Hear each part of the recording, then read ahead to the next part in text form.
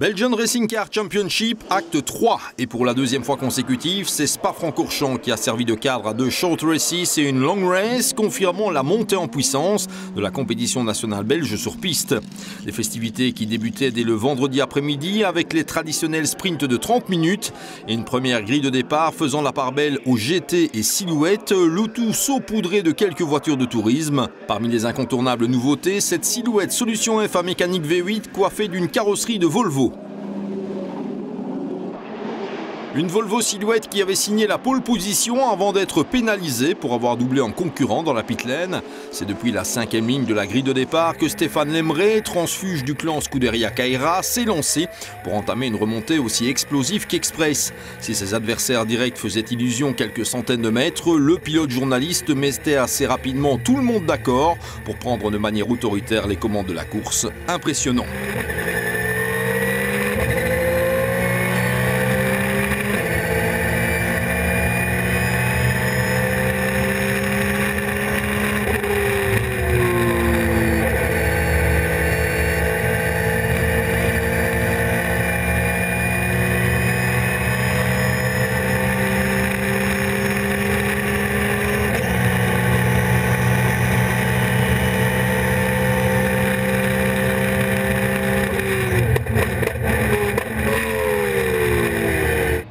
De fait, cette première joute allait prendre l'apparence d'une démonstration pour la silhouette numéro 31 qui se fondait d'un implacable cavalier seul pour cueillir une victoire ne souffrant d'aucune contestation, quand bien même Stéphane Lemray se plaignait d'un bolide assez difficile à piloter, ce qui ne l'empêchait nullement de croiser le drapeau à damier avec plus de 10 secondes de bond sur son adversaire le moins éloigné.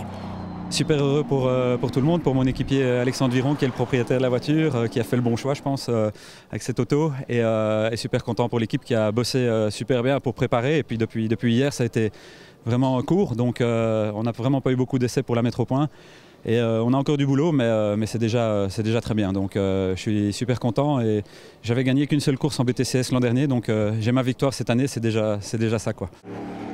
Derrière la pseudo-suédoise, Michael Schmetz a démontré une première fois combien l'équipe GPR Racing de Pino Sperlinga a été efficace depuis la course précédente. Pas le moindre problème de fiabilité pour la décidément très belle Aston Martin DB RS9 qui décrochait un résultat que l'on peut qualifier de logique, prenant la 2e place. On est rapide, c'est clair, on l'a vérifié en qualif, la voiture est fiabilisée depuis la dernière course. On espérait beaucoup, maintenant je pense que la Volvo est un cran au-dessus clairement. J'ai tout fait jusqu'à quelques tours de la fin où là j'ai préféré ménager ma monture parce que la mauvaise expérience de l'autre fois est encore gravée en moi. Maintenant j'ai pas dit mon dernier mot pour la 2e course. Je repars, le couteau entre les dents et on espère cette fois monter sur la plus haute marche. Le premier podium du week-end était complété par la Ferrari F430 GT3 de la Scuderia Monza, Frank Tiers poursuivant l'excellente saison du bolide italien, clairement candidat au titre dans la compétition réservée aux short races. Het was onmogelijk beter. Ja, die Volvo en die Aston Martin die konden echt niet bijhouden. Die waren in de qualifying ook al snel. C'était impossible de faire mieux. Cette Volvo et cette Aston Martin, nous ne pouvons pas aller les rechercher. Cela s'était plutôt bien passé lors des essais, mais dès le début de course, j'ai dû me battre pour sauvegarder la 3e place, car j'étais constamment ralenti par des concurrents plus lents. Pendant ce temps, les leaders n'ont pas demandé leur reste et il était compliqué de revenir dans leur sillage. La 3e place, c'est donc une bonne chose. La Volvo est plus légère et plus puissante, qui plus est très bien conduite. Nous sommes donc heureux d'un tel résultat. Mercredi, on a travaillé sur le setup car lors du meeting précédent, la voiture était très mal réglée. On a travaillé une journée complète avec Nico Verdonk et le résultat est là. La voiture est désormais rapide, plus rapide de 2 secondes par rapport à la dernière fois. Nous sommes très satisfaits. Parmi les nouveautés du BRCC en version 3000 km, on accueillait avec plaisir le retour de Jérôme Thierry qui s'offrait une récréation nationale au volant de la GC10 V8 BMW 1M de la famille Gomez. Des coupures de moteur empêchaient le citoyen de la province de Luxembourg de jouer le podium final, mais Thierry pouvait se consoler avec la 2e place en silhouette.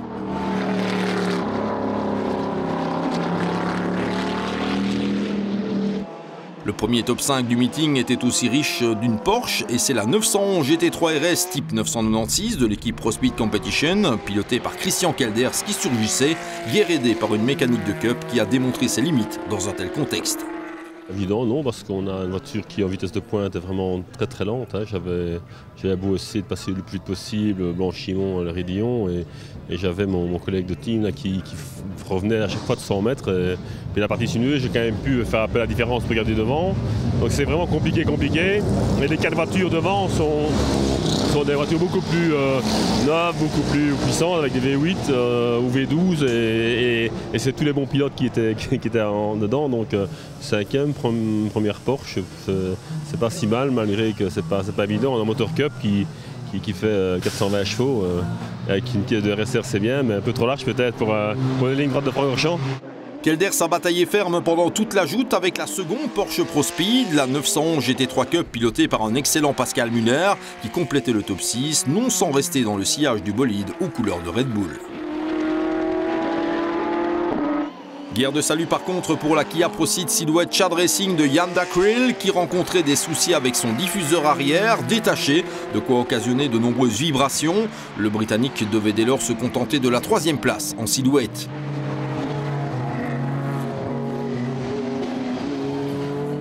La Porsche Scuderia Kaira accueillait à son volant un petit nouveau en BRCC, le citoyen des Émirats Arabes Unis Karim Al-Azari, remplaçant Stéphane Lemré au pied levé. Après un excellent début de course, la 5 rentrait dans le rang pour achever l'épreuve au 8e rang général. Comme on pouvait s'y attendre, la catégorie tourisme tombait dans l'escarcelle de Pierre Piron et la Seat Leon WTCC de la formation Asturcar, un bolide très performant qui se permettait de taquiner les GT et autres silhouettes classées juste devant elle. En silhouette pro, Franck Radet ne se faisait pas prier pour imposer sa solution F à carrosserie de BMW Série 1, clôturant le top 10 général. Pas très loin derrière, Stéphane Bailly a tiré le maximum de la BMW M3 E46 de la formation luxembourgeoise Duo Racing. Si la Seat de Piron était imprenable, la bavaroise n'a nullement démérité. Chantrace, pour ce qui nous concerne, on a pris vraiment un bon départ. Et puis après, on a maintenu, j'ai repris la Ginetta, les Seat. Et puis j'avais la silhouette Kia devant en ligne de mire, mais j'ai pas réussi à la rattraper. Mais c'était une belle course. Satisfait de ce BRCC pour l'instant? Ah bah oui, franchement une course exceptionnelle où il y a vraiment de belles batailles et puis en même temps il y a une ambiance très chaleureuse. Donc c'est vraiment une belle compétition, une belle manifestation. La victoire en GT Light tombait dans l'escarcelle d'une Ginetta G50 et cette fois c'est la version Asturcar de Jean-Christophe Montan qui décrochait la timbale. Quant à la Seat Leon Supercopa Team Allure de Nicolas Jussy, elle effectuait une première apparition dans les épreuves sprint après s'être cantonnée aux courses d'endurance depuis le lancement du BRCC. Résultat, d'emblée la victoire en tourisme pro.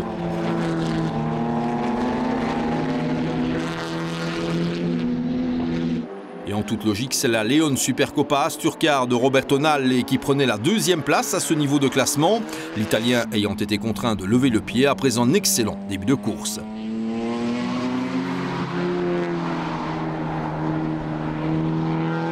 Signalons pour être presque exhaustif la victoire en tourisme Challenger de la Renault Clio 66 de Jacques Nagnaud sous les couleurs de Pilot Speed Tradition. Une demi-heure après l'arrivée de la Short Race 1, c'était reparti pour 30 minutes sous la conduite d'un Édouard Mondron, donnant provisoirement l'avantage à la Porsche 911 GT3 Cup Scuderia Kaira. Dès le freinage des combles, le leadership de la Porsche n'était déjà plus, Hans Thiers ne se faisant pas prier pour porter la Ferrari F430 GT3 Scuderia Monza aux commandes de la course. D'autres pilotes se portaient candidats à la victoire finale, à commencer par un Michael Schmetz bien décidé à enfin offrir ses lettres de noblesse à l'Aston Martin DBR S9 GPR. Il fallait en fait attendre le 7e tour de course pour voir l'Aston Martin porter l'estocade sur la Ferrari. Au freinage de la chicane, Schmetz parvenait à surprendre Thiers et dès cet instant, la DBR S9 bleue allait rester arrimée à la première place sans néanmoins être en mesure de s'envoler. Qu'à cela ne tienne, Michael Schmetz remplissait sa mission et faisait triompher la belle anglaise pour la première fois cette saison. Une course de gestion, celle-ci. Évidemment, il n'y avait pas Stéphane comme lièvre devant. Donc, une belle petite bagarre avec Fred. Et puis voilà, la Ferrari qui fait quelques erreurs. J'en profite pour trouver l'ouverture et je gère mon avance calmement pour arriver à l'arrivée et enfin la voir, celle-ci. C'est une belle concrétisation, hein, vous y tenez depuis un certain temps. Il y a beaucoup de boulot qui a été fait entre la course précédente et celle-ci. En fiabilisation sur la voiture, on voit que ça porte ses fruits. On ne peut que féliciter l'équipe qui a fait un boulot formidable. La médaille d'argent de la Ferrari F430 GT3 de la Scuderia Monza constituait un très beau résultat, à tel point que les frères Thiers se retrouvent au commandement de la compétition sprint à l'issue des 6 premiers débats de la saison. Nous étions très compétitifs lors des 2 manches et les réglages étaient bons. J'ai commis une petite faute et je n'ai plus jamais été en mesure de faire la jonction. En fait, il m'a manqué un demi-tour pour parvenir à mes fins.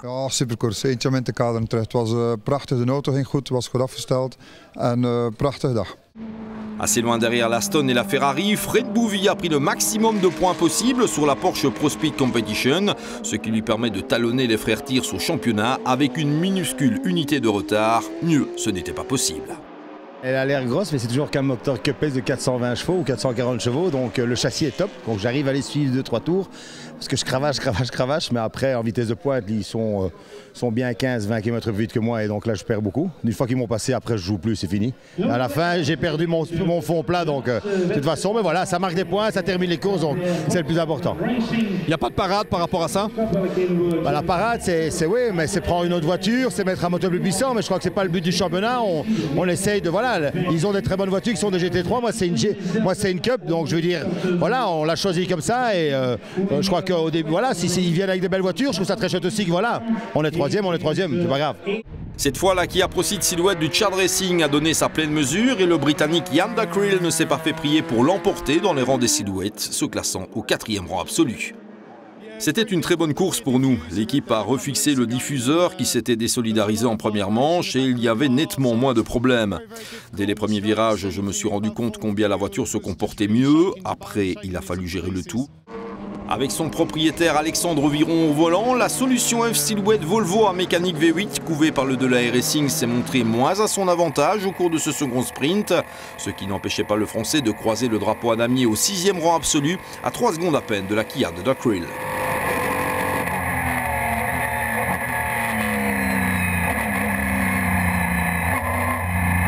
C'est Didier Grandjean qui prenait le volant de la Porsche 911 GT3 Cup Pro Speed Competition, ce qui se traduisait par un 6e rang absolu, soit le même score que Pascal Muller en première manche.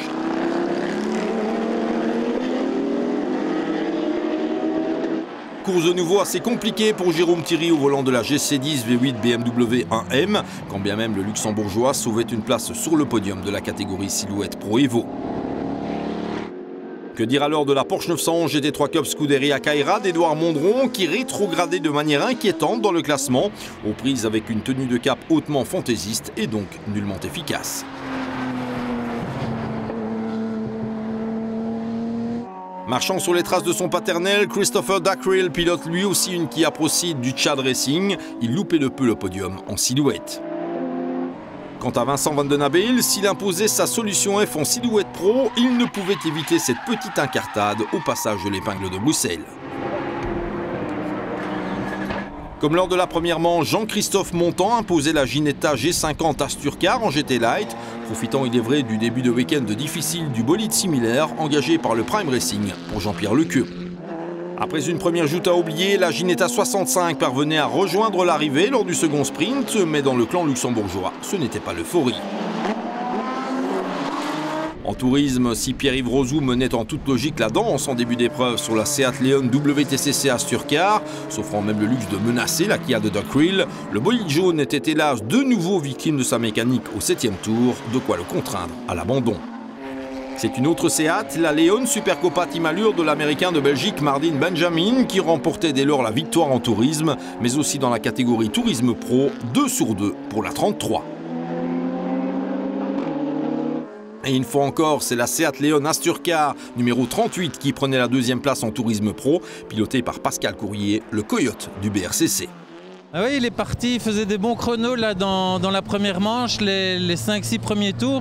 Ça allait super bien, on était confiants, mais apparemment il y a la pression de turbo qui a baissé et tout, et avec les pneus usés, À la deuxième manche, là, c'était difficile. Donc, on n'a malheureusement pas pu se battre pour la victoire cette fois-ci. Le championnat, on était en tête, donc on était assez excités et motivés. Mais bon, il y a encore pas mal de courses, donc c'est sympa. Et puis c'est sympa de se battre et de pas toujours gagner aussi. La Seat de Rozoux contrainte à l'abandon, c'est en toute logique la BMW Duo Racing de Frédéric Schmidt qui l'emportait dans cette catégorie. Quant à la Renault Clio de John Pillet, elle complétait le classement en remportant la victoire en Tourisme Challenger. Il faisait soleil sur Francorchamps quand les bolides du BRCC se plaçaient sur la grille de départ en vue de la long race du week-end, une fois encore programmée sur 3 heures. Avec une première ligne riche de l'Aston Martin des BRS 9 GPR de Schmetz et Grivnier et la Silhouette Solution F Volvo S60 V8 de Lemray, Viron et Bordet, ce dernier se chargeant de l'envol. Quant aux autres, ils étaient bien sûrs d'avis que la première ligne de la grille n'est pas une obligation lors d'une course aussi longue.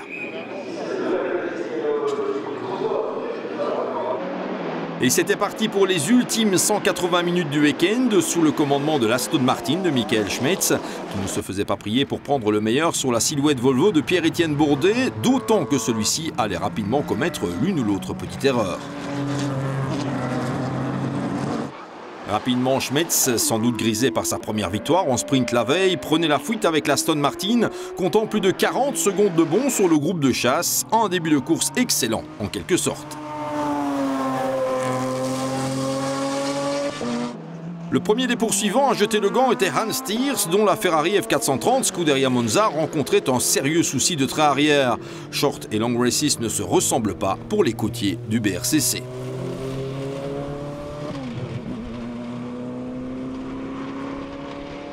Pour Pierre-Yves Bordet, après l'un ou l'autre écart de trajectoire, c'est une crevaison qui transformait ce premier relais en petit chemin de croix. La Silhouette Volvo S60 perdait pas mal de temps dans la mésaventure, non sans s'offrir une jolie pirouette en prime.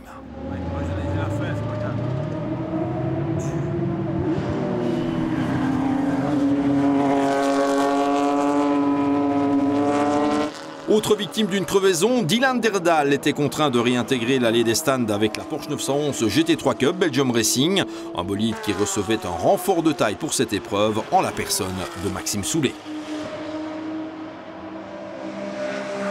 Ayant pris le premier relais de la Porsche ProSpeed à son compte, Damien Koun se livrait quelques jolies passes d'armes en début d'épreuve. Il apparaissait d'emblée évident que le bolide de couleur de Red Bull se montrait moins désavantagé dans un contexte de course d'endurance.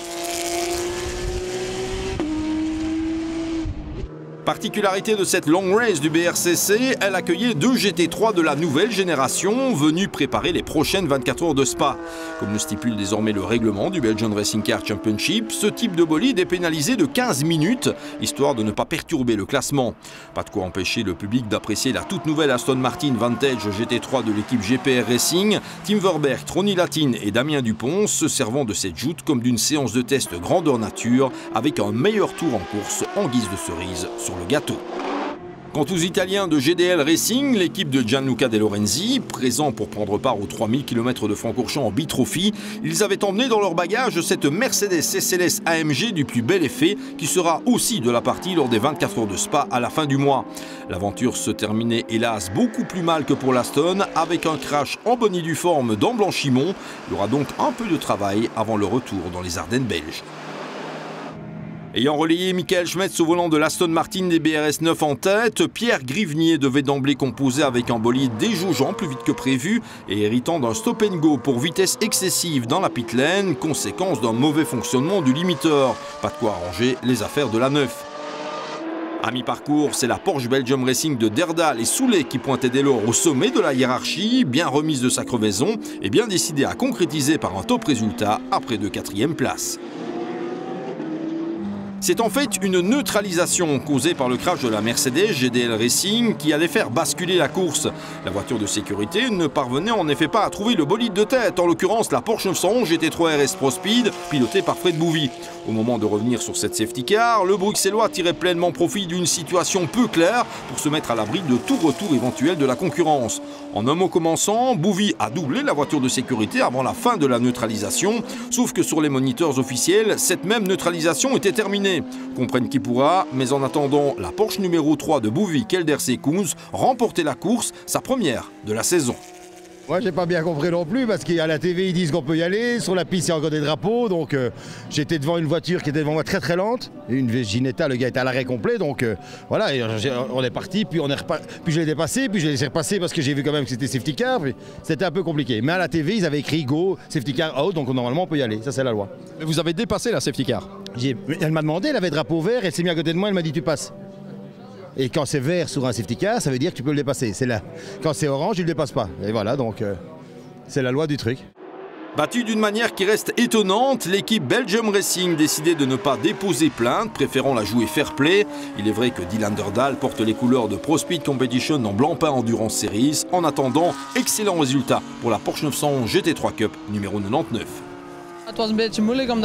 C'était assez difficile car j'ai perdu du temps derrière une Seat et une BMW, ce qui m'a empêché de faire la jonction avec la Porsche Pro Speed dès l'instant où la course était neutralisée. Cela nous a sans doute coûté la victoire, mais j'avoue que je suis déjà heureux d'avoir pu préserver la deuxième place face à l'Aston Martin. C'était vraiment du close racing aujourd'hui. Abonné aux abandons en début de saison, l'Aston Martin DBRS 9 GPR a connu son premier week-end de réussite avec une deuxième, une première, puis une troisième place. De quoi augurer une belle suite de saison. On a un peu travaillé dessus parce que c'est vrai que c'est quand même une voiture 2006, 6 ans pour une voiture de course. Donc la dernière course, on en a eu un peu marre. Donc on a vraiment fait un check-up complet, remplacé les cardans, etc. pour la rendre compétitive et surtout performante, mais à la fois gagner en fiabilité. Au pied d'un podium final ayant décidément fière allure, on retrouvait le deuxième bolide du clan Pro Speed, la Porsche 911 GT3 Cup de Didier Grandjean, Pascal Muller et Chris Matheus, auteurs d'une course tout en régularité et efficacité. La silhouette Volvo S60 V8 entravée à plusieurs reprises dans sa progression, le clan Chad Racing n'a pas laissé filer l'occasion de remporter une nouvelle victoire en silhouette avec la Kia Proceed. Il est vrai que le coup de main de Philippe Steveny à son pote Jan Dacril était très efficace, de quoi positionner la coréenne au 5e rang final. Le top 6 général était complété par le bolide lauréat en GT Challenger. Au terme d'une course exemplaire, Nicolas Léonard et Michael Albert l'emportaient sur la Porsche 911 GT3 Cup Team Allure, de quoi mettre en exergue les progrès enregistrés par ce sympathique équipage. Assez inattendu, première saison en Porsche pour nous. On ne connaissait pas du tout l'auto avant de démarrer, on a fait une petite journée d'essai en tout et pour tout pour un peu se mettre dans le bain.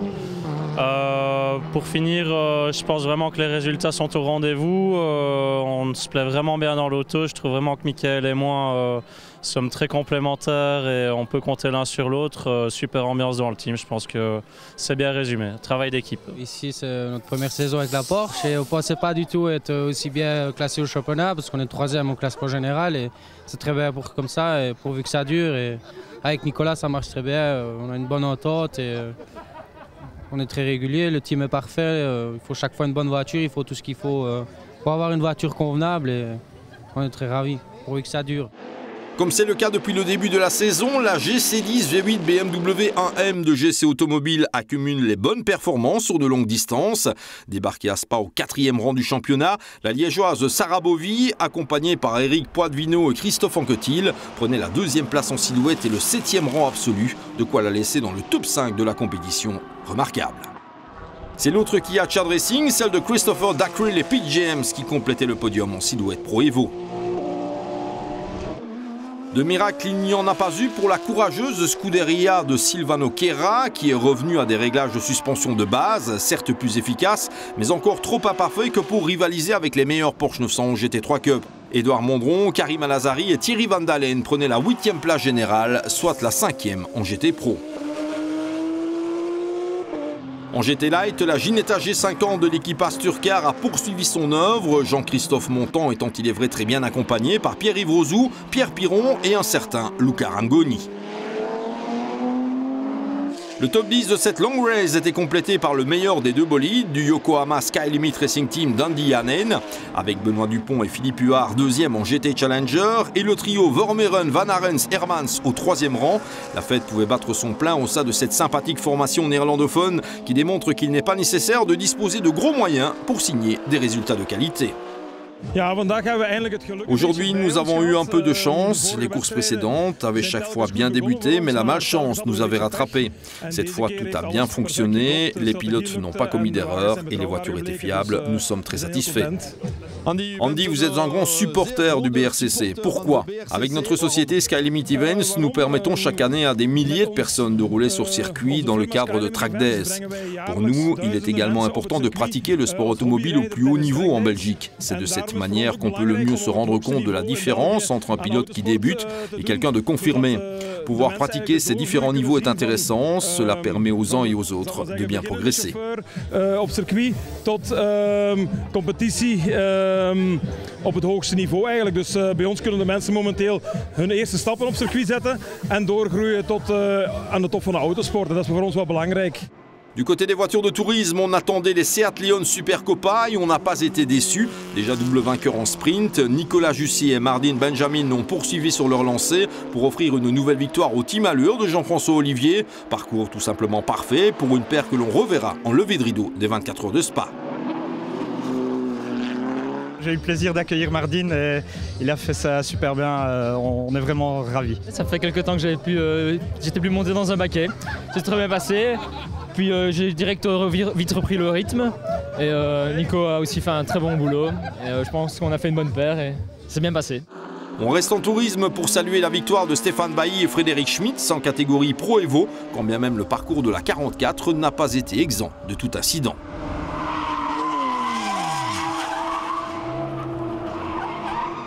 En silhouette pro, il n'y a pas eu de suspense. La solution F de Franck Radet et Jean-Pierre Baudard s'offrant la victoire, faute de concurrence.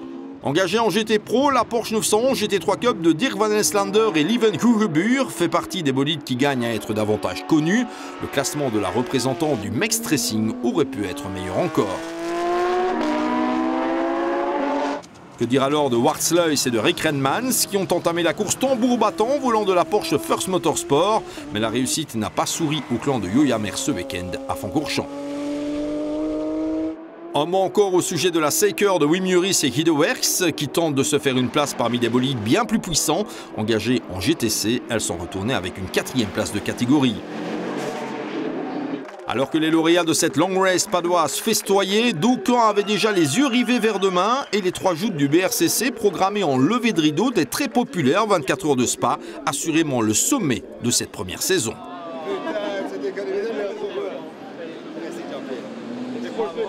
Et pour être complet, on mentionnera encore que le Michelin Award était remis à l'équipe Belgium Racing pour sa sportivité, ce qui constituait un joli lot de consolation pour l'équipe rassemblée autour de Dylan et Patrick Dordaal. Ici, il s'agit avant tout d'une question de fair play, car sans le problème avec la voiture de sécurité, nous aurions sans doute remporté la course. Normalement, j'aurais dû prendre un relais à mon compte, mais en raison de la crevaison que nous avons eue en début de course, il fallait d'abord penser au team et pas au pilote. L'avenir de Dylan en sport automobile est bien plus important que le mien.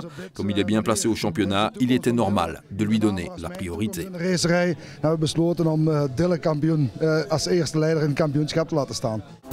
Rendez-vous dans 3 petites semaines, toujours au cœur des Ardennes, pour de prochaines joutes n'ayant aucune chance de passer inaperçues.